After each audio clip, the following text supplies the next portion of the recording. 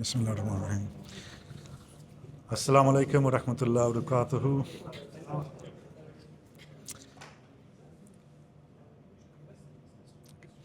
Okay, brothers, my name is Khalid Rashid, and I'm a professional paralegal Mackenzie friend. I'll tell you a little bit about myself in a short while, but thank you to all three brothers for giving very insightful talks. Unfortunately, it's come down to me now to bore you with legal jargon, so bear with me, please. This will take time, but what I'm going to tell you is very, very important. So please, if you can make mental notes, do so. So I went through the family court system myself over a decade ago, about 12 years or so ago. I found myself just like Brother Ahmed, at Her Majesty's pleasure at the time, in a prison cell. Alhamdulillah, though, I fought a long, hard battle for my children, and I managed to win full custody of them. And since then, I began then helping other fathers mainly, even the odd mothers. So I was in this whole system. I never knew what it was about. It was a massive, massive learning curve for me. But what I did was try to help as much as I can where I could. And that's where I met Brother Ahmed. Brother Ahmed at that time had already formalized a group comprising of one person, which was himself, and he was all alone helping another brother going through his own custody battle. And we then joined forces, alhamdulillah, to create Muslim Father Support Forum. And from there, we've been helping, we're in our 6th year now, and we've helped, literally hundreds of brothers, actually thousands in all honesty. Like Brother Ahmed said, we don't want to do this. We want to stop.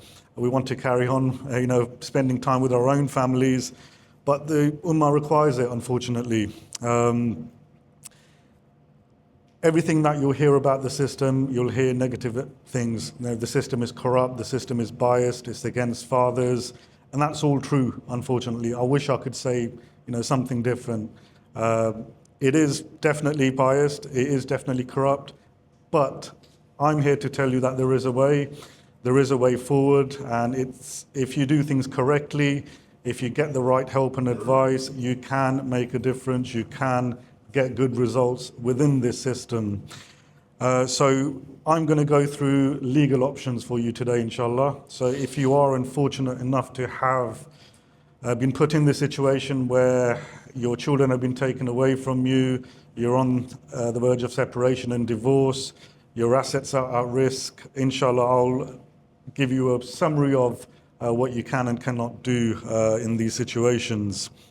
So first and foremost, when I went through the system, I honestly, hand on heart, did not know that there were different types of courts in the country. I only thought there was one type of court.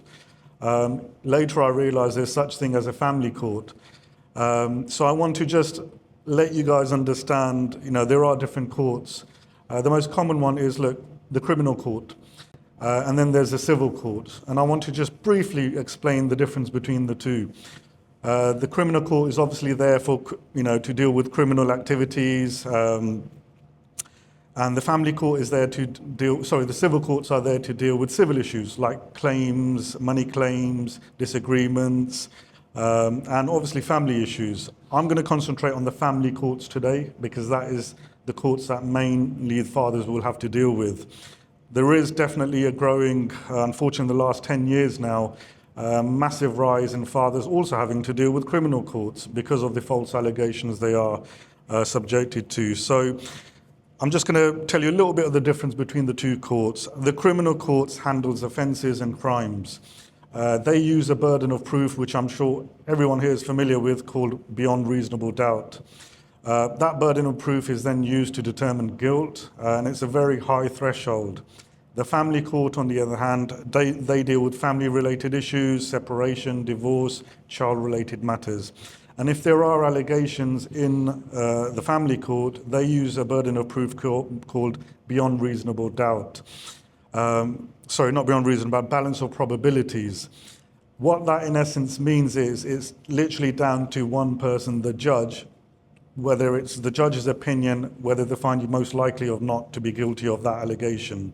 And it's very problematic because mainly women can get away with making allegations of domestic abuse and violence based on nothing but hearsay, based without hardly any evidence, and fathers unfortunately are thrown under the bus and found guilty of these said-so allegations.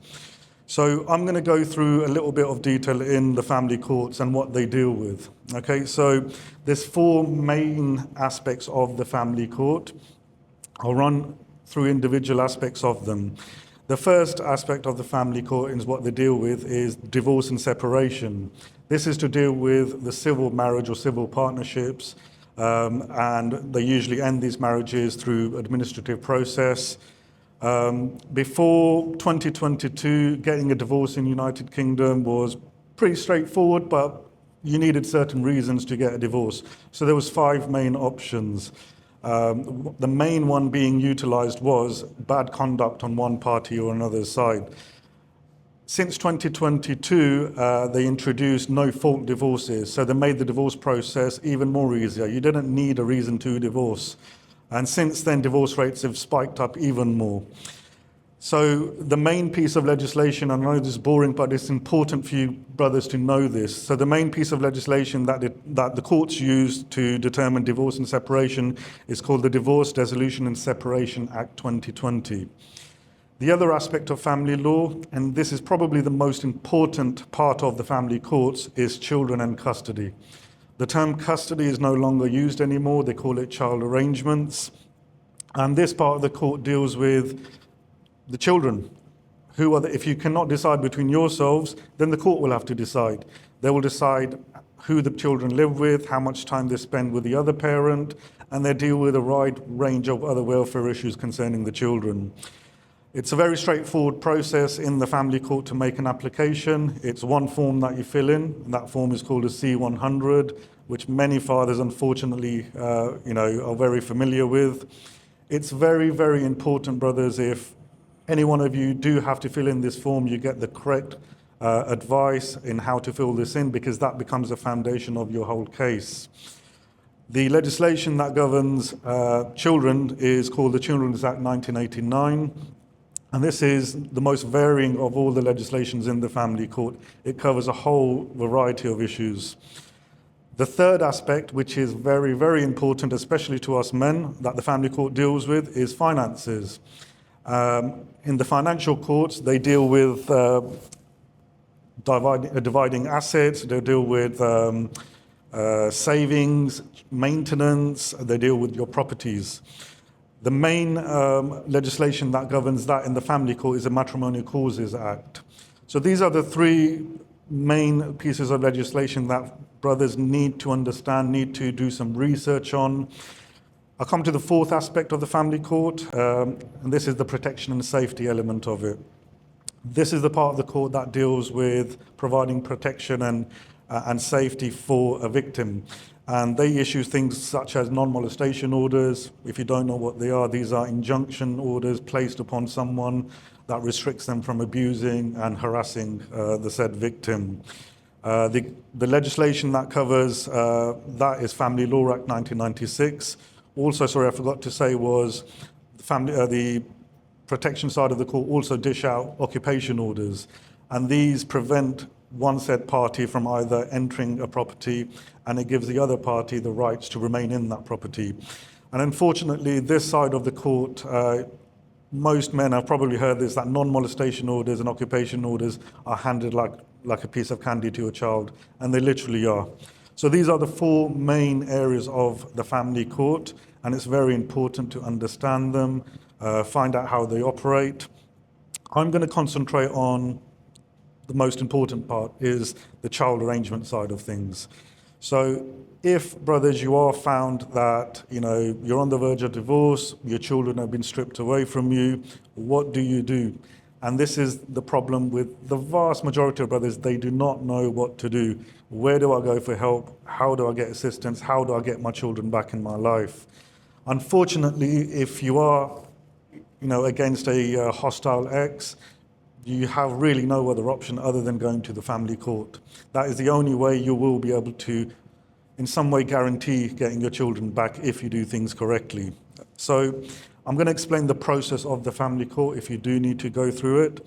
Family court is especially since the last 2 years now, they've been pushing couples to mediate. So use family court as a last resort. And we welcome that because that's exactly how it should be.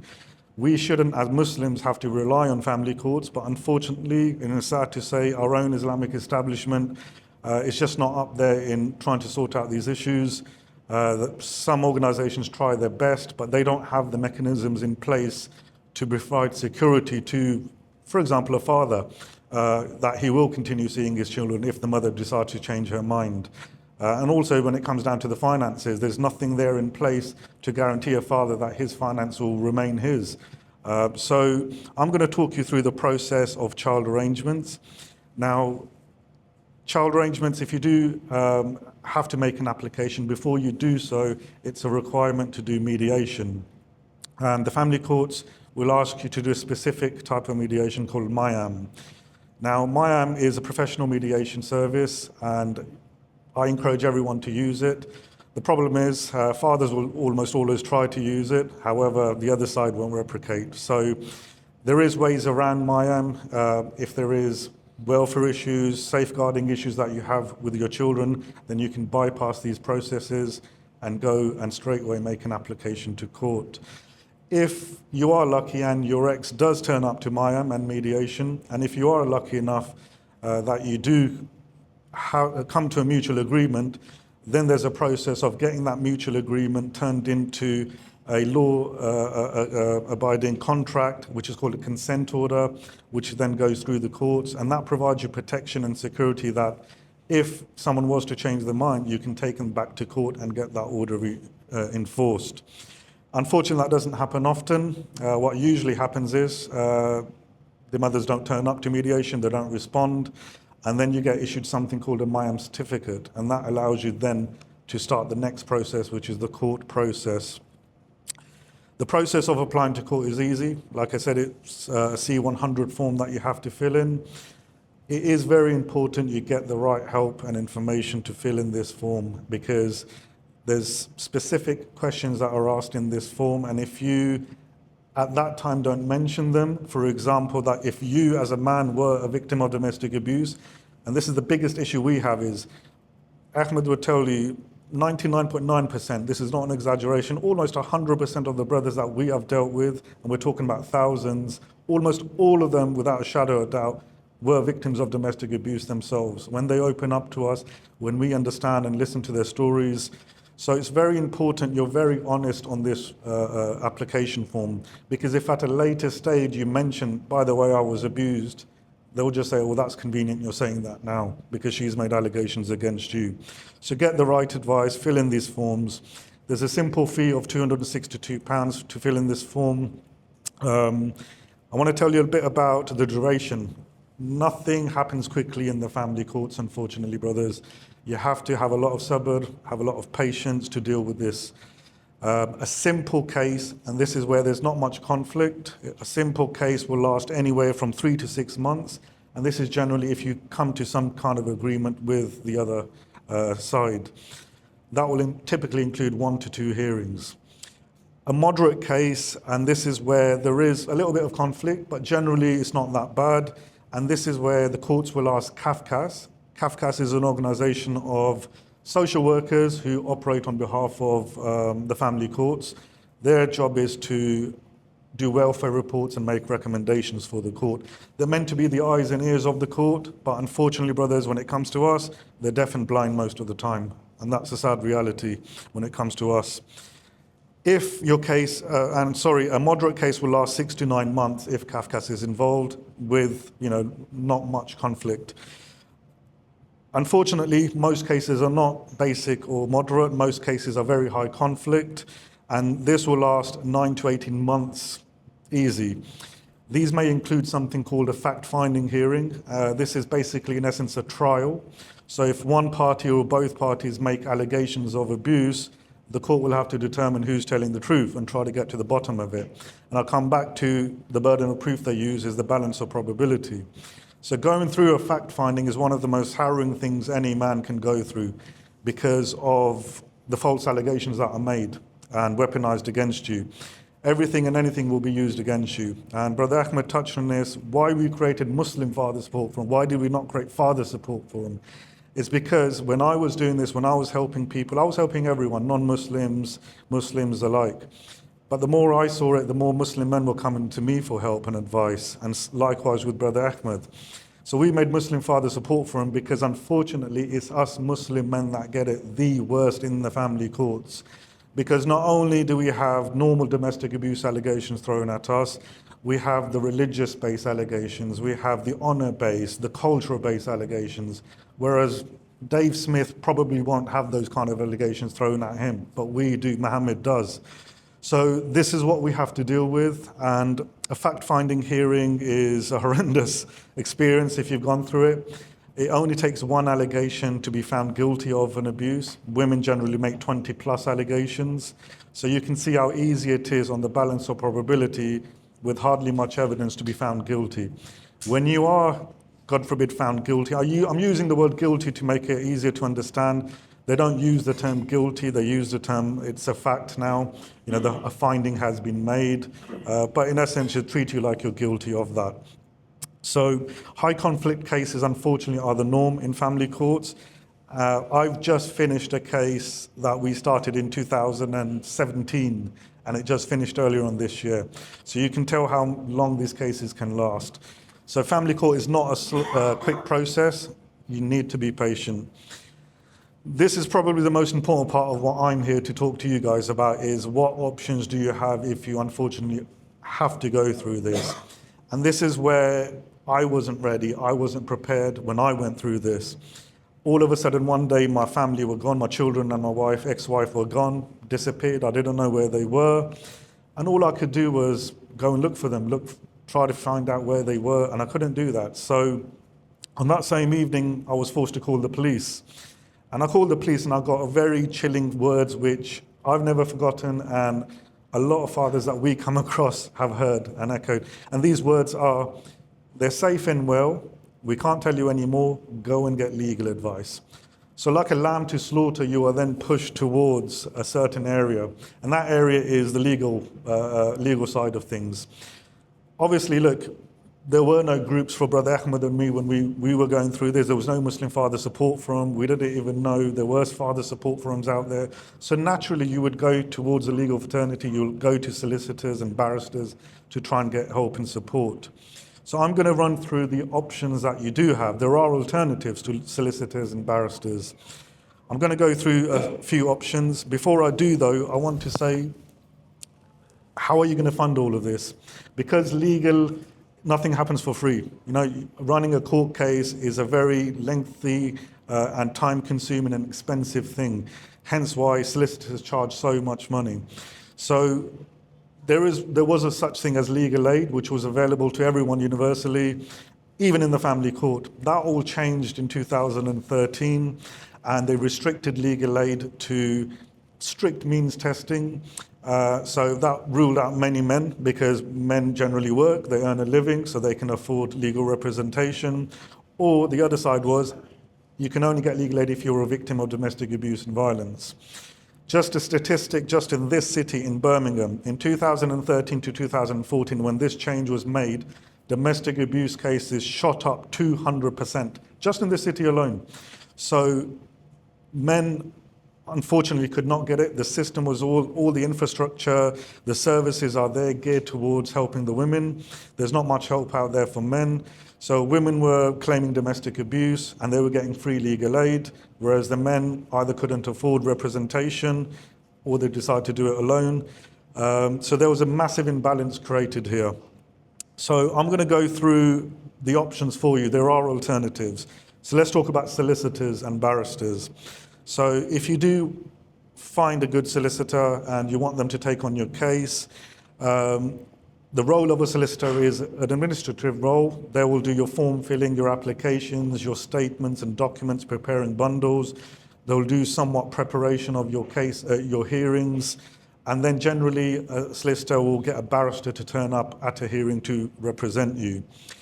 The average cost solicitors charge is anywhere from £350 to £450 an hour. And if this is going on for 6 months to 3-4 years, you can probably figure out how much bills you're going to rack up. A basic case, and don't let solicitors tell you otherwise, a basic case, which is, like I explained earlier, 3 to 9 months, straightforward case, 3 to 6 months, will cost you anywhere between 15 to 20,000 pounds. That's a standard case where there's not much high conflict. A complex case, on the other hand, will cost you anywhere between 25 to 50,000 pound plus. We've dealt with brothers on a regular basis throughout the years that have spent six-figure sums. We've also got one brother, which Brother Ahmed knows very well, who has spent a staggering 400,000 pounds on a legal case for his finances and his children, and guess what? He got zero contact.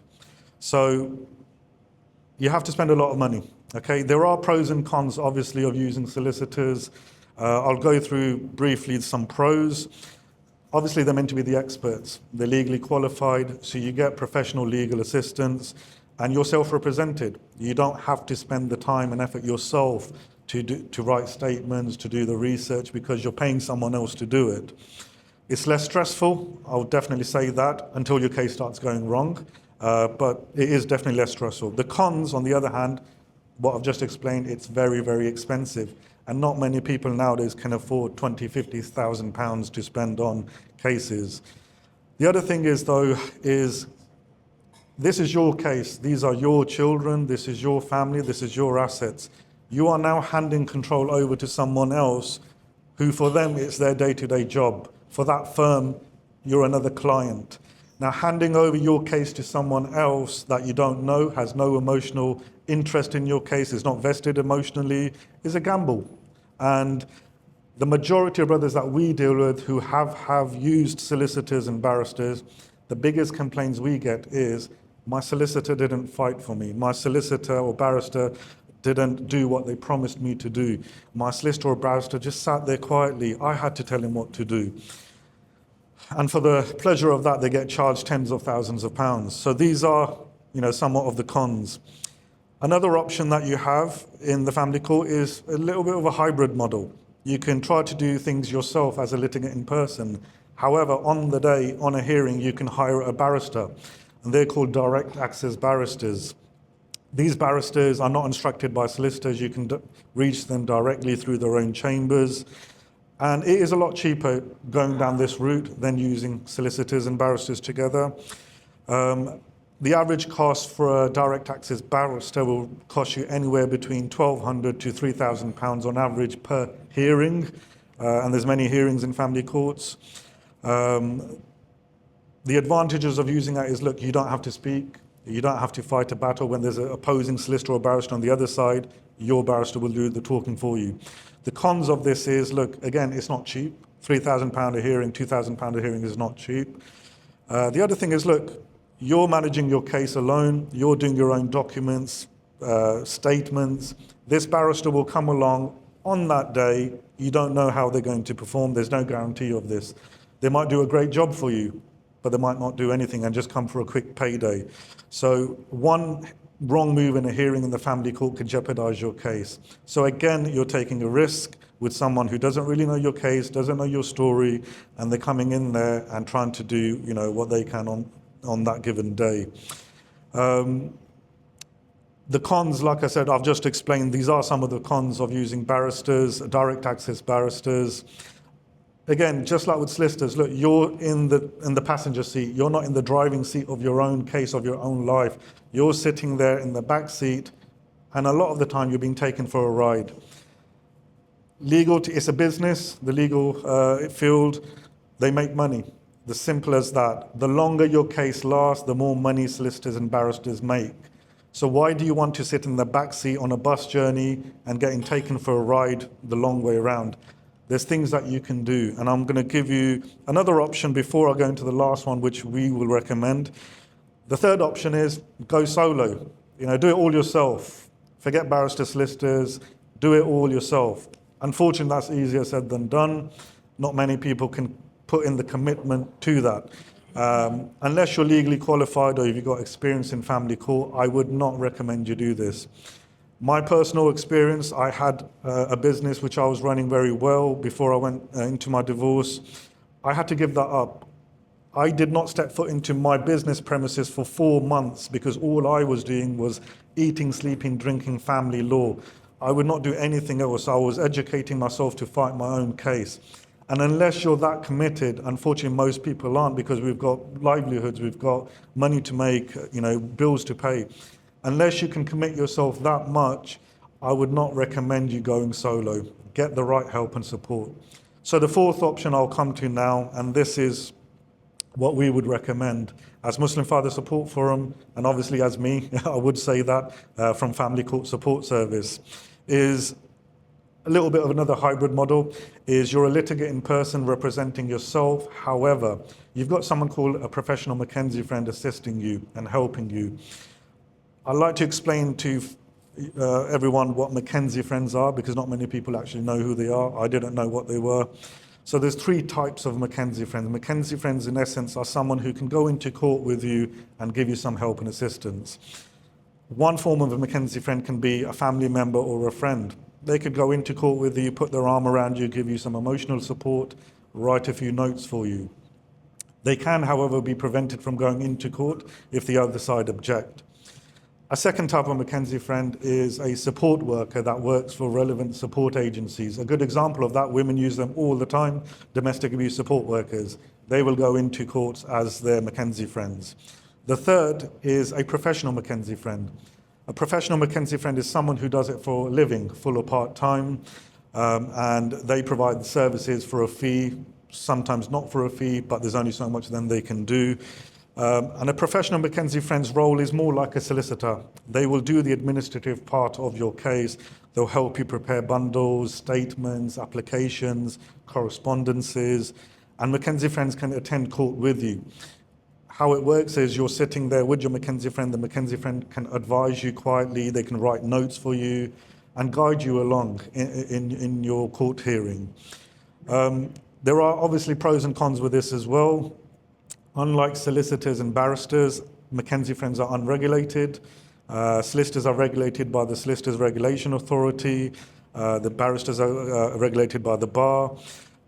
Mackenzie friends are not. There is no one there to regulate them. Anyone can claim to be a Mackenzie friend. And what I see a lot of the time is a father or a mother, they've gone through their own cases. Maybe they've had a bit of luck. They've had a good judge. They've got a good result. All of a sudden, they now think they're experts in family law. And then start advising people on their own personal experience and giving advice to someone. And I've seen with the wrong piece of advice, it's jeopardized other people's cases. So it's very important you know who you're going to. If you are going to find a Mackenzie friend, make sure you do your homework on them. There are many Mackenzie friends out there, and unfortunately there are also a lot of vultures out there preying on vulnerable brothers. And especially, in the Muslim community, it's hard to find a Muslim Mackenzie friend. As Muslims going through the family courts, if you are thinking about using a Mackenzie friend, try to find a Muslim one. Because with all due respect to David or a Samantha, is not going to be able to assist you when it comes to religious allegations, honor-based allegations, when dealing with Sharia-based, allegations and stuff. So try to find a Muslim one. There's not many out there, unfortunately. There are definitely pros for using Mackenzie friends. They cost an absolute fraction of what solicitors and barristers would cost. Every Mackenzie friend charges different rates, but just on an average, a Mackenzie friend charges anywhere between £40 to £150 an hour, and they'll charge you £300 to £700 per hearing. It works well with fathers, especially because most fathers can't get legal aid and they can't afford solicitors. So getting a professional Mackenzie friend on your side is very important. Don't go in there alone. Get someone that knows what they're doing. So these are the 4 options that you really have. There aren't really many other options. What I want to say is, if you are going through the family courts, brother, this is going to be the most challenging, most difficult part of your life. Nothing can, even a close one dying, at least you have closure that they're gone. When your children are stripped from you, you're grieving. You're grieving for someone that you know is there, but someone who you can't speak to. You've seen the video, someone you can't reach out to.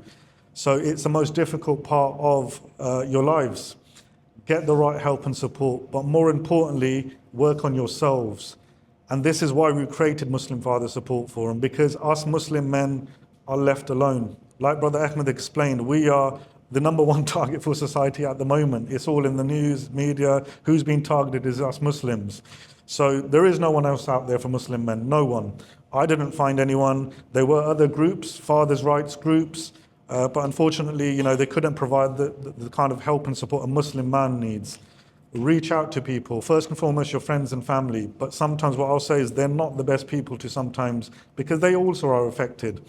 When a woman takes away a child from a father, she doesn't just do it from the father, she takes away that child from the grandparents, the uncles and aunties, and the cousins. So they are also affected. So sometimes it's not best to go to your brother or your cousin for advice. Reach out to Muslim Father Support Forum. This is why we created this group. I say Alhamdulillah, but I also say, Subhanallah, there's over 1,000 brothers in our WhatsApp, in our Facebook group. On our WhatsApp groups, there's hundreds and hundreds of brothers. We'd rather that be zero, but at least they're there and at least they're in the right place. So reach out to the correct forums, reach out to the correct people, and most importantly, look, brothers, be patient, be strong, and get help, because the analogy is this is a war that you're going to be fighting now, okay? And it's a war with many battles in it. This war, you'll need the correct support. So tool yourself and arm yourselves up with the right help and support. It's not going to be easy. What I will say to end with is, look, the information that you're going to see out there is going to be most overwhelmingly negative. The system is out to get you. The system is all against the fathers. There's no hope for men. Keep away from that. I work in the family courts for over a decade. I travel up and down the country going to court after court on a weekly basis. And what I will tell you is there are some excellent judges out there, amazing judges. There are some really good professional social workers who are CAFCAS officers or social workers. So it's not all doom and gloom. But what the courts require for you is for you to put your case forward. The difference between the criminal and the family court is the family court is an administrative role. They're not there to deliver justice. Us fathers go there emotionally. We want them to give us justice, give us our children back. Don't strip our assets away. That's not the role of the courts. The courts are there to decide look at the two cases put in front of them and make a decision based on that. As simple as that. And if your case is not as strong as the other side, they are going to favor the other side and you're going to lose out. So please understand that. Put your emotions away. We are Muslim men. We are meant to be strong. We are meant to be leaders. When you're going through this, Allah is testing you. Take your emotions, throw them away, lock them away. Become a soldier for your children. Allah has given you the responsibility for your children. Fight for their rights, fight for your rights. Get the right help and support. Okay? Alhamdulillah, we are here. Muslim Father Support Forum are here. Reach out to us. Reach out to myself, my own organization called Family Court Support Service. I do this day in, day out. I help only fathers, the odd mothers here and there. So I'm here to help people. Muslim Father Support Forum are here to help people. So please, look, do your homework, do your research, reach out for help. And the main important message I want to leave you guys with is you're not alone. There's a whole massive brotherhood behind you. Okay, so that's all I had to say. Jazakallah khairan.